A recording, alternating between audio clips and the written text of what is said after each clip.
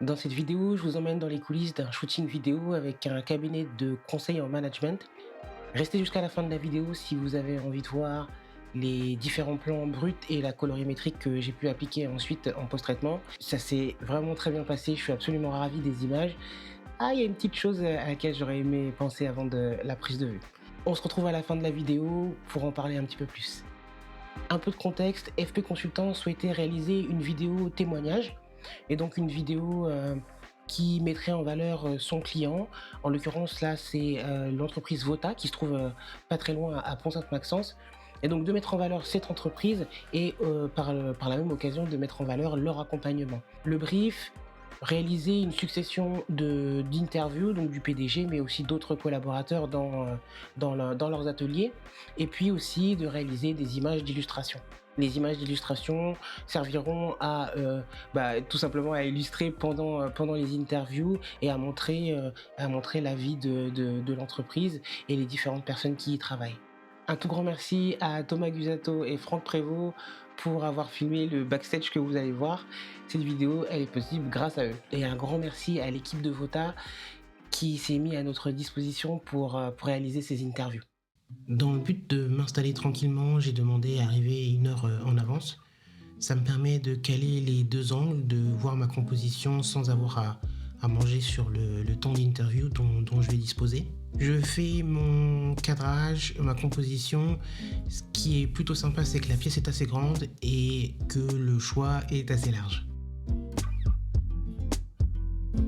Petit focus matériel, pour le plan rapproché, j'utilise le Canon R50V avec un 45 mm, ce qui fait un 76 mm je crois. Et pour le plan large, un 18-35 de chez Sigma, qui équivaut à un 28-56. Pour la lumière, toujours la Nanlite de 150 watts avec une lanterne de 85 cm. Monsieur Mario arrive, on va pouvoir commencer les interviews. Il me dit je lui explique qu'on va faire les interviews ici. Il va se préparer et passe avant dire bonjour à ses collaborateurs. On décide de commencer la prise de vue avec Franck Prévost, qui est un des dirigeants associés de chez FP Consultant. Ça va me permettre déjà d'enregistrer son témoignage qui fera partie de la vidéo et également de savoir si mon exposition est bonne.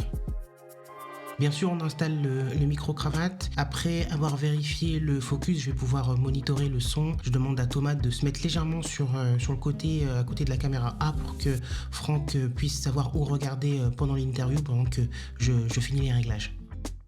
Très rapidement, je mets une marque au sol avec du gaffeur pour que tous les interviewés puissent savoir où se positionner dès le départ.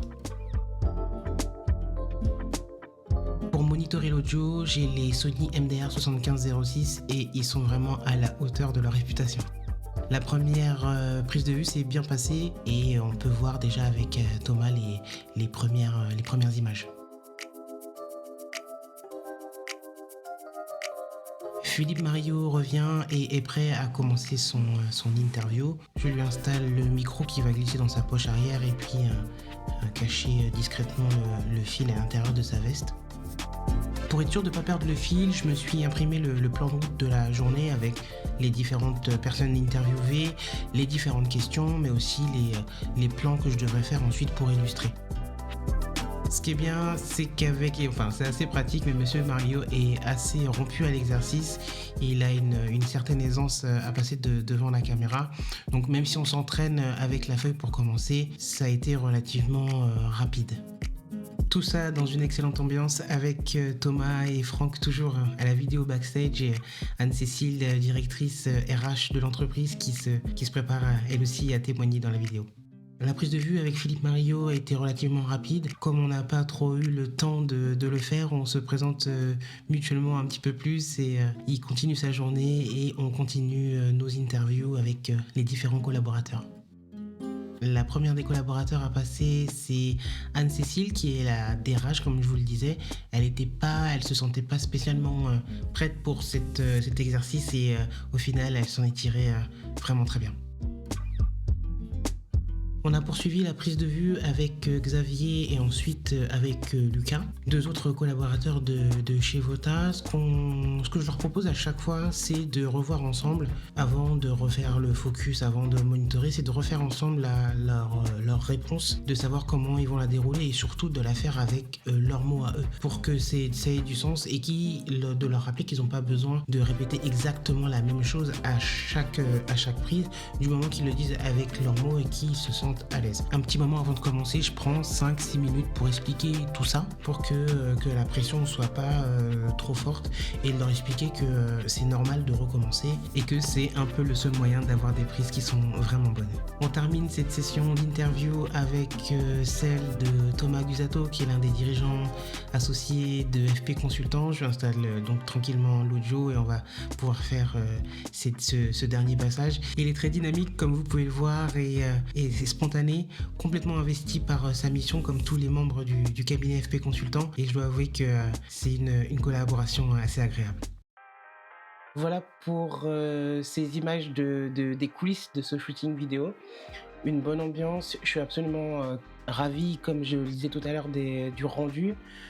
Je reviens sur une petite chose à laquelle j'aurais dû penser, j'en parle tout de suite parce que ça va comment dire, introduire mes autres points. J'ai laissé mes filtres ND sur mes objectifs pendant toute la durée de l'interview. Je m'en suis aperçu qu'au moment où je suis parti shooter les illustrations dans l'entreprise. Je me suis pas trop mal débrouillé parce que j'ai réussi, grâce à l'histogramme, à exposer correctement, mais j'étais à f2.8 sur le plan large et à f2 sur le plan serré, et j'aurais pu effectivement peut-être fermer un petit peu plus, avoir un piqué légèrement meilleur, et j'aurais pas dû justement en post-traitement remonter l'exposition. Je vais en parler brièvement en vous montrant la colorimétrie que j'ai appliquée dans DaVinci Resolve. Mais voilà, j'ai été tellement préoccupé par toutes les autres petites choses que du coup j'ai pas pensé à retirer les filtres ND avant de commencer. J'aurais été beaucoup moins embêté et mon image aurait été exposée parfaitement dès le départ, et pas à l'aide du logiciel. L'un dans l'autre, tout s'est bien passé et les images sont vraiment super. J'en arrive à mon deuxième point. J'avais pas la latitude avec le Canon 5D Mark IV et encore moins avec le 3 pour pouvoir appliquer une colorimétrie sympa sur les images. Ce qui est totalement, ça change totalement avec le Canon 7D et le R7. Avec le Cellog 3, j'ai une grande liberté pour aller retoucher, post-traiter ces images, apporter la colorimétrie que je veux. On passe sur l'ordinateur, je vous montre rapidement. Pour l'instant, j'ai toujours une courbe d'apprentissage dans DaVinci Resolve, donc c'est pas un cours magistral sur les différents nœuds, comment ça fonctionne, mais je vous montre en tout cas l'avant et l'après. Je finirai cette vidéo sur ces images. Encore merci à tous ceux qui se sont abonnés ces derniers temps et on se voit sur la prochaine. Bye.